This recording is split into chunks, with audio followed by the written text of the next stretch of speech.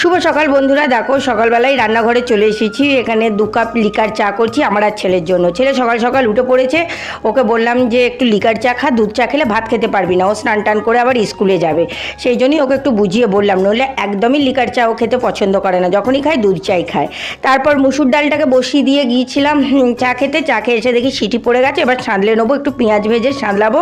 পেঁয়াজ ভেজে মুসুর ডাল মানে খেতে খুবই ভালো লাগে।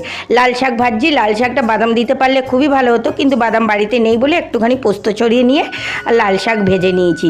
এই হলো মোটামুটি আজকে রান্না আমার কমপ্লিট হয়ে গেছে। ছেলের ভাতও ঠান্ডা করতে দিয়ে দিয়েছে। এই যে লাল শাক ভাজা, কুমড়ো ভেজেছি আর আলুর চোখা করেছি, ডিমের অমলেট কারি আর মসুরির ডাল, এই দিয়ে দুপুরের খাওয়া দাওয়া হবে। আর রিকের টিফিনের জন্য এই যে ম্যাগিটাকে করেছি, কিন্তু চাউমিন আকারে, ও এইভাবে খেতে ভীষণ ভালোবাসে।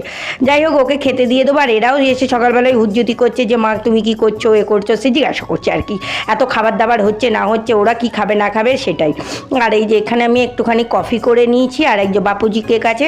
তবে কফির সাথে বাপুজি কেকটা আমার খুব একটা ভালো লাগেনি, আগে কফি খেয়ে নিয়েছি, তারপর বাপুজি কেকটাকে পরে খেয়েছি।